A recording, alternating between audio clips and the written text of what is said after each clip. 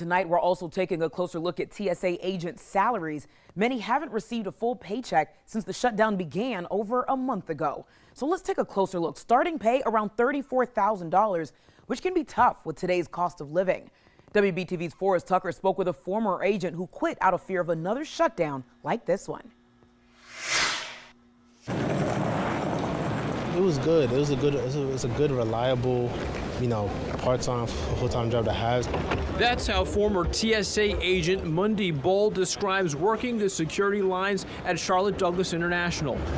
Until it wasn't. I could just see from afar it's not going to be stable. It's going to be more government shutdowns. Prices are going to go up. It's going to be difficult to really maintain something. Bull says he quit his job at TSA after 5 months and is now self-employed.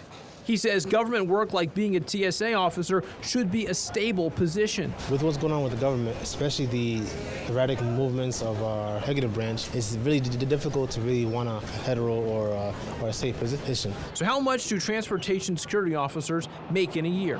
According to TSA, a TSO's base salary ranges from $34,400 to $55,500 per year. Then you add locality pay based on where the agent works.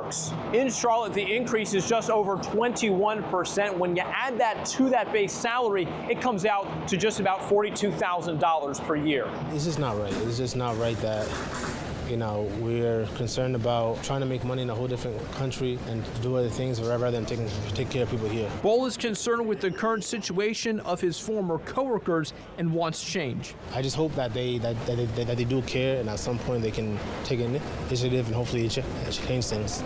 In Charlotte, Forrest Tucker, WBTV, on your side.